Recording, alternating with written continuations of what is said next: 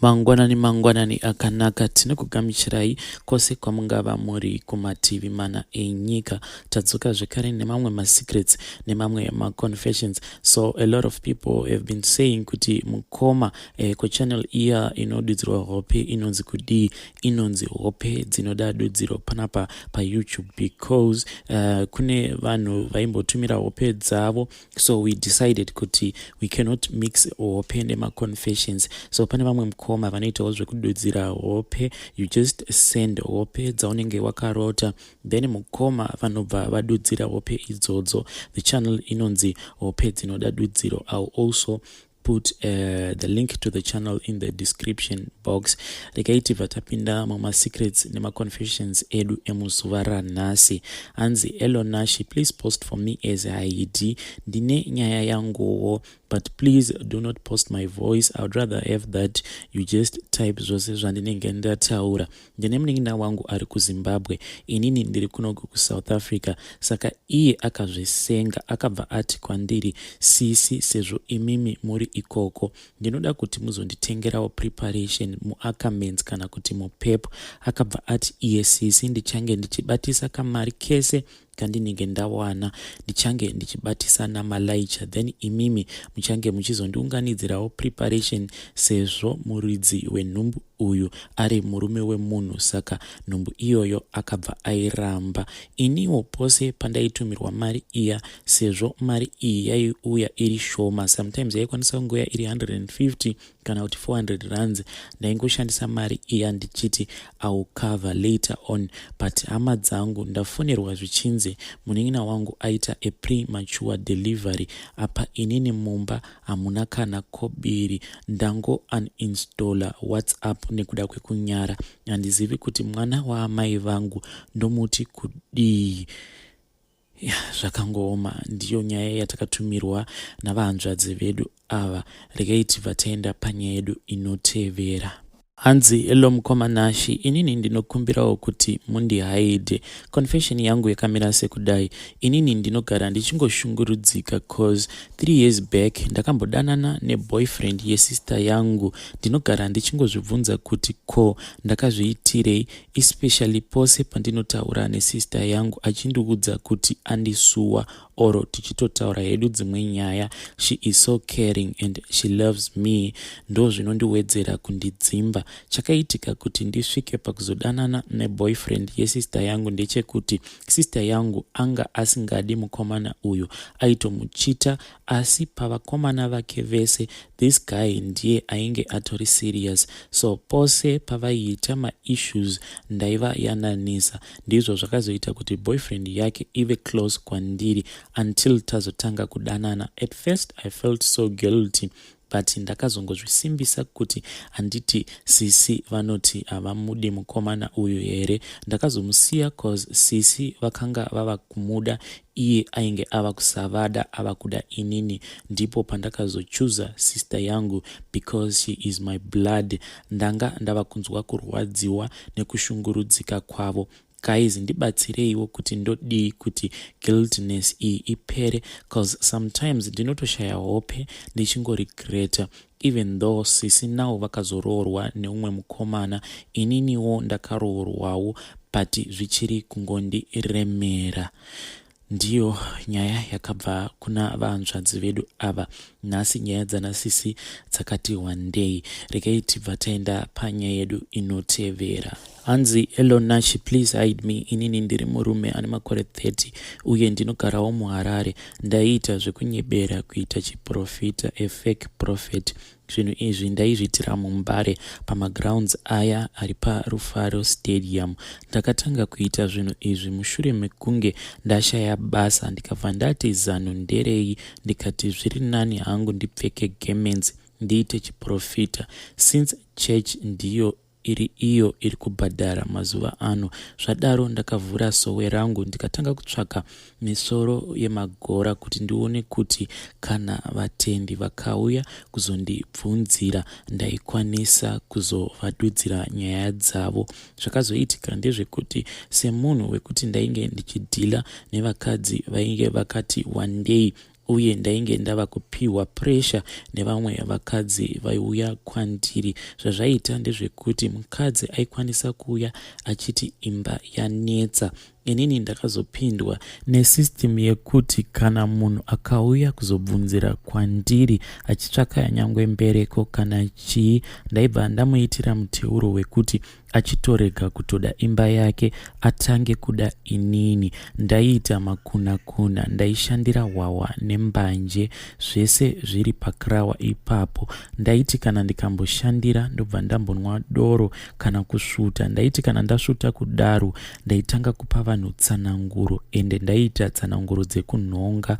Vatendi vaitenda, kunyangwe vamwe vaitombonditenda nemari dzainge dzakawanda, ndikatombopiwa nemotikari chaiyo. Vakadzi ndakatanga kuita vakadzi vakawandisa, ndainge ndatova nedanga revakadzi, ende mukadzi akaona kuti apa pano pane mari haafi akakuramba. Ndakasvika pakuzadza vakadzi pamba. Vanhu ava ndaivalojera munzvimbo dzakasiyana-siyana.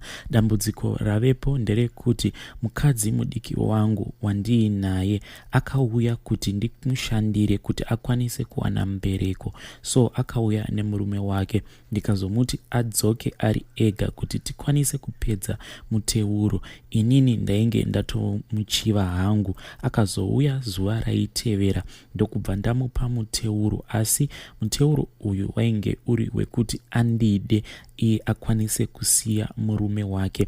But handina kuziva kuti mukadzi uyu ainge akagadzirwa. Hama dzangu, ndiri kuora ndichifamba, kana ndakagara ndinoita sekunge munhu adirwa mvura mumakumbo, anenge achiita kungoyerera mvura. Ndinobva ndatanga kutsemuka mumakumbo imomo, handichatogoni kufamba. Ndinoburitsa umwe munhuwe zvekuti vanhu havachatodi kuva padhuze neni. Solution handina. Ndiri kukumbirawo kuregererwa kune wose wandingati ndakatorera mukadzi wake. Apa handisi kuziva kuti kwandakaenda kunotora misoro yemagora ndiko kuri kukonzeresa here kuti ndisangane nezvose izvi zvandiri kusangana nazvo. Asi chandinoziva, kwandakaenda ndikanopiwa misoro yemagora hapana kana mhiko yandakapiwa. Ndakanzi misoro yemagora hakusi kuromba, asi zvinoita kuti ukwanise kufembera chete. Ndakamboenda kune vamwe vanoitawo zvechivanhu vanobudawo pamaYouTube, asi kwaidiwa mari dzematare. Hama dzangu, kana kuine anokwanisa kurapa, please ndibatsireiwo ndikwanise kushandira mhuri yangu. Zvakangooma. Ndiyo confession yakabva kuna mukoma vedu ava. Regai tibva taenda panyaya yedu inotevera. Anzi, hello mukoma Nashi, please hide me. Inini I had this confession yemusikana uya aiti anoita zvekuba ende ari kuvhasiti. Zvinhu izvi zvakaitikawo kwandiri when I was still young, but zvakazonyanya pandainge ndava kuita A-level yangu ndiri kuboarding school. Nyaya yangu yakaitika sekudai. When I was in form 1 ndakatanga kurota varume 4, vaiti 2 ku left side then 2 ku right side. Ndaiti kana ndikarota kudaro vaindiudza zvekuita. Sometimes vainditi muka uende pakati unotora mari, kana kuti enda pamba apo upinde utore mari iri muwardrobe yemubedroom. The strange part ndeyekuti ndaiti kana ndikasvika pamba ipapo pandinenge ndaroteswa, ndaikwanisa kutowana gedhi rakavhurika, even madoors anenge akavhurika. Ndichipinda kudai unotowana kuti vanhu vanenge vakatobatwa nehope. Sometimes vanenge vatori musitting room vachiona TV vobva vangobatwa nehope. Ndaisvika pakupinda mumba imomo ndobuda pasina kana munhu anenge ambomuka. Zvivindi zvacho handitombozivi kuti ndaizviwana kupi. So ndaiti ndikatora mari iya ndaibva ndaenda nayo ndonoichengetesa vabereki vangu. But I don't know why could my parents, they were never even surprised kuti mari ndinenge ndichiiwana kupi. Vaingotora mari iya vobva vangoishandisa. Zvinhu izvi zvakazonyanya kuwedzera pandainge ndava form 4. Zvandaiita, ndaiti kana ndiri kuchikoro kuya ndaivhura matrunks evanhu, ndaitora even malaptops ndobva ndazotengesera vanhu kunze. but zvinhu izvi ndainge ndisingambozvidi. Zvakazonyarara after my A level. Now that I am married, those dreams are starting to come back. I can actually have a dream yekuti vavakidzani vangu vanovika pai mari dzavo. Even murume wangu akasvika pakundiudza kuti iwewe uri munhu wekuti handingamboiti madhiri, because I actually tell him kana kuri kunzi akazama kuda kundivigira mari, ndinomuudza kuti ko mari yamakavika pakati muri kuda kuzoishandisa chii. The other thing ndechekuti before my parents died, vaiti kana ndikauya nemari vaindipfugamisa, vakandifukidza mamwe machira baba vangu vachiomberera. But later on in life my parents vakazosiyana neizvi, vakatanga kunamata machira aya. I still remember kuti pavakatendeuka vakaenda nemachira aya kuchurch, machira acho akanopiswa. So most of the times I keep on dreaming about machira iwawo anenge aine macolors akasiyana siyana, but ndiri munhu wekutoti ndinonamata zvisingaiti, but these dreams they keep on coming back.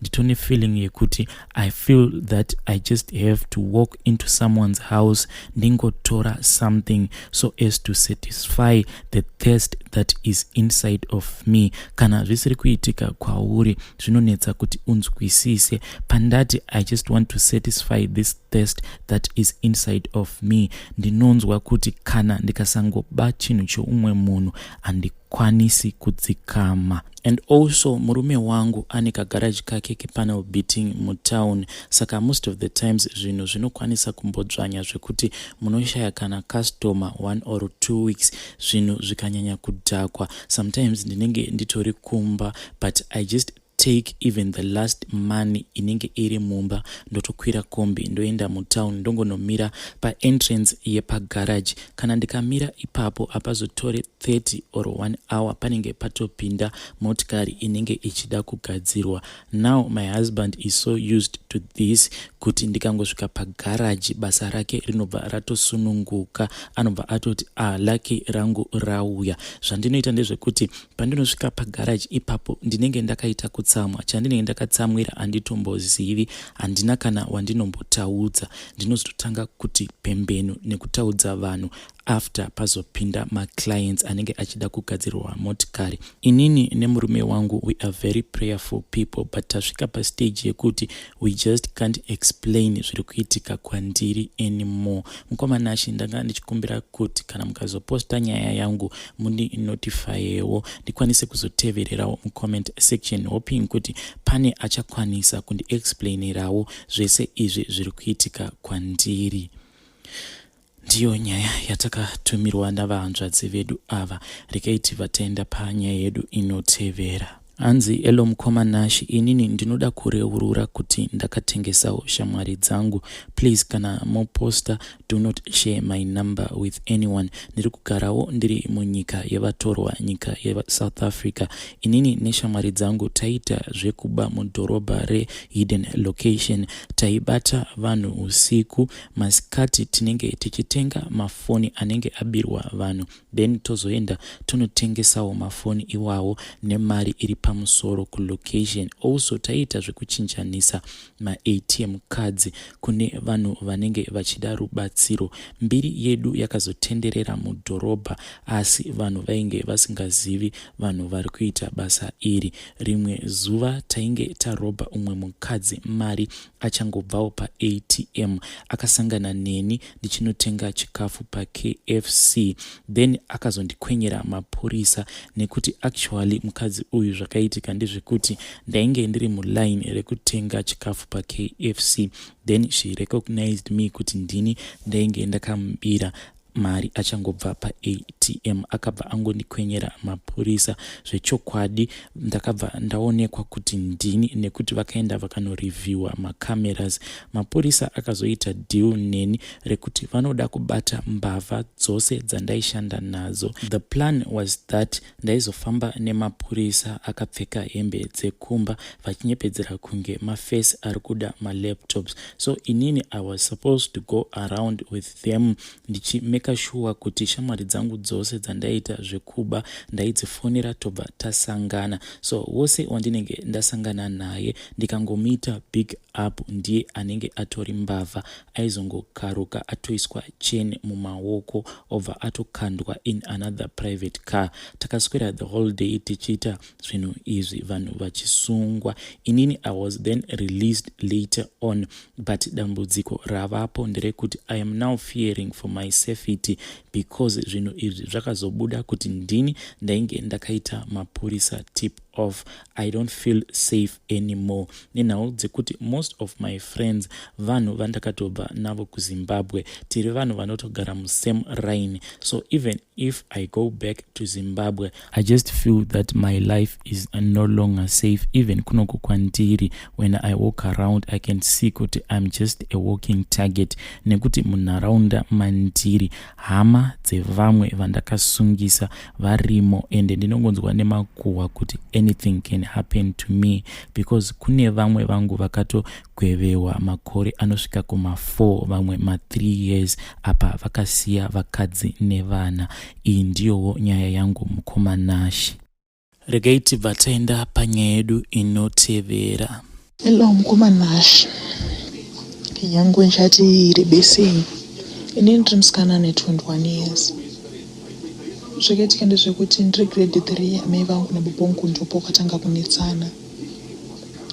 Ipapo pamba tanga tatove chuo yedu inini nehanzvadzi yangu. So ndakuma grade 7 uko.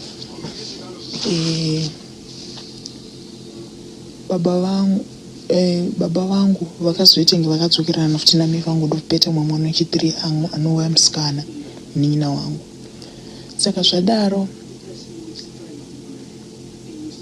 vangopa nhumbu amai vangu wakabva siyana futi namai vangu vadzokera namai nini veve ndiko vanotogara izvezvi.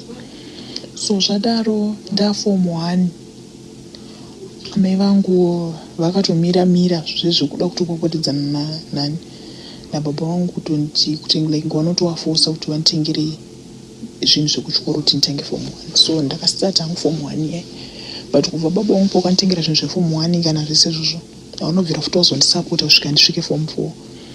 Zvichowadi mukomanashi ndaienda kuchikoro ndisingabhadharirwe kana school fees, ndichidzingwa everyday, but ndaingoramba ndichienda kuchikoro. Kusvika nguva yekunyora yazokwana, ndo yekunyora form 4 yazokwana, ndo pamai vangu pakazoenda kunopopotera futi zvakare futi baba vangu kuti mudoti mwana aite sei wati ndokuti ndizobhadharirwe mari. Ndakanyorawo masubjects angu aya, asi handinobuda zvakanaka sezvo ndai ndiri munhu aingodzingwa kubva form 1 iyoyo kusvika form 4 ndisingabhadharirwe mari yeschool fees. Saka zvadaro ndakanomwa mukadzi aita zvandaita sei kushandirwa mutauni pachitengeswa mabhero. Ndakabva ndatanga kushanda mutauni muya. Saka zvadaro pane mukomanawo wandakazodanana naye. Mukomana inini papo madhezi wacho newaina ndine 17 years. Mukomana wangu uyu ane 25 years. So mukomana uyu akazondibata chibharo. Andibata chibharo akandidzoudza zvondisange ndichimuripotera Mapurisa. Ndikangoti akati asi zvondoda kuita sei kukuroora, ndiye akandibvisa umhandara wangu. Saka zvadaro ndakangozviti sezvo semunhu autaura kuti achandiroora, regai ndite sei ndisiya zvakadaro. So handina kubatira hangu pamuviri. Ndo madays acho newayi after that ndopandakazoona macourse kubva sekuru wangu achiti uya uite sei uripite utange form utangire uripite. So pandakaenda kwasekuru wangu yake ndichinoripita, ndichigara nawo kudaro mukomanashi waindibata mabatiro ekuti zvakaoma zvokuti kanoti ndi huku dzikangoenda kana unodya mugadheni mukomanashi ndaitongeswa nyaya dzimwe dzachona dzekuti unoti munhu chero akangotaura 2 minutes zvinhu zvinopera, but nyaya yacho inge isingaperi. Ndaitongeswa na nyaya zvokuti kubva kana kubva muma8 dzemanheru dzekuti tapedza kudya sadza kusvika kana kuma12 kana kuma1 ndichitongeswa chete. Dzimwe dzenguva mbuya vangu chaivo vanga vasingadi kuti ndibikire kana pagasi, vaiti chero mvura ichinaya wondoziva kuti bikai panze, toda kusevha zvezvekuti vanenge vachiitira zvinhu zvezvekuti sezvo ndiri ndini mutorwa zviya. So zvadaro mukomana wangu uya aimbouya achindoonawo apo neapo. Pagore igona uya kana ka1, akangouyawo kana ka2 sezvona ndatangira form 3 ikoko. Saka later on mukomana nekugara kwandaita nambuya vangu ekuya dzimwe dzenguva ndaiti ndotyoro ndisina kudya,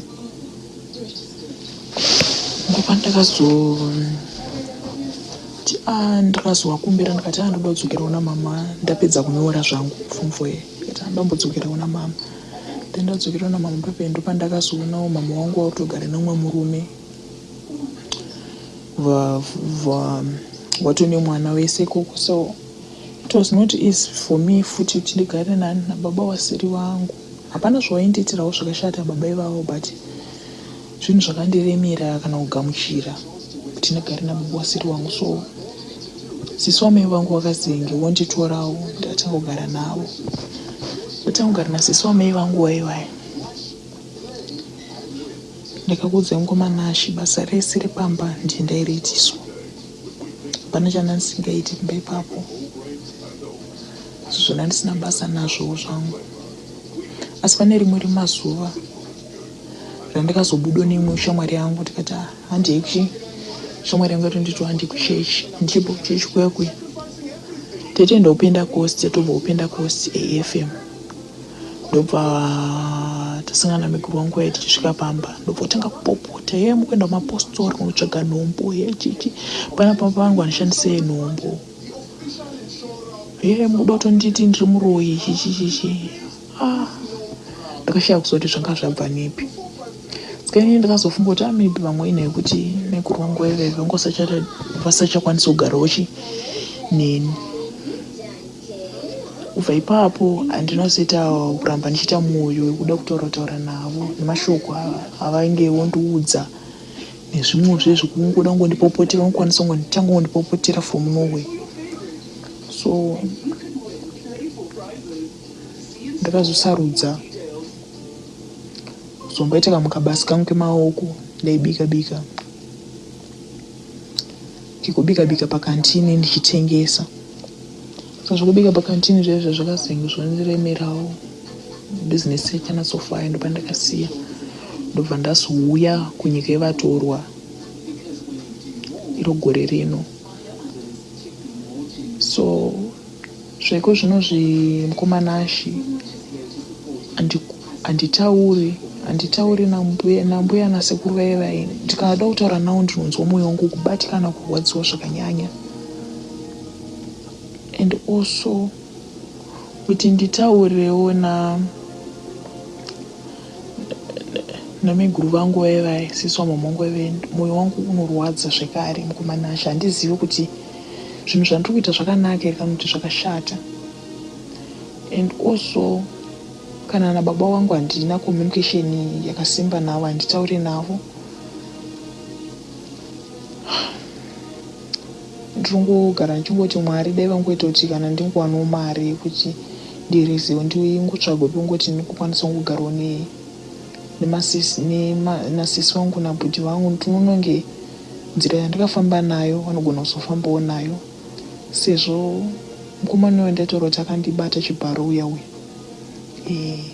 Ndakazodiscover tadanana 4 years kudaro, ndakazodiscover kuti anga aroora. Akazondisappointa hake, ndakarwadziwa mukomana ndikasiyana nazvo. So zvinhu zvandidi kuti zviitikire futi munin'ina wangu nekuti nzira yandakafamba nayo ndoona ngemunin'ina wangu futi achafamba nayo nzira yakadaro yekuti unogara uchichengetwa uchibatwa nhapa mudzimba dzevanhu. Handidi hangu mukomana So nyaya yangu iri pakuti mukomana akandibata uiko ndikangozvifunga nezvazvo ndinonzwa mwoyo wangu kurwadziwa. Ndingakwanisa here oso kubvunza kuti ndingakwanisa here kumusungisa pandinobva kunyika yevatorwa ndichiuya kuZimbabwe, sezvo nyaya yakaitika kare. Ndine shungu yekumboti agare muchitorongo nenyaya yaakaita, bozvinhu zvinondirwadza ndikazvifunga. Mumwe mwoyo unombonditi musungise, mumwe mwoyo unombonditi asiyana nazvo, but mumwe mwoyo ndirongonzwa mwoyo wangu ngoti ngomusungisa bhozi yashi. Kana ndikasangana naye mukomana asha ndonzwa mwoyo uchingoti kana kumuraya chako chekumurayisa nevamwe vanhu is something chitori right. Ndonzwa kurwadziwa mukomana asha. Ndonyaya yangu, secret confession yangu yandinayo zuva ranhasi.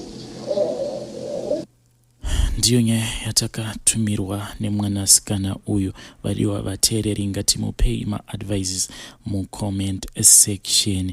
Nyaya idzi dzekuda kuurayisana is just a similar story yandakapiwa nezuro. I'm going to read it on the following episode here, domestic issues, so just stick around until we upload that episode. Zvakangooma hazvo.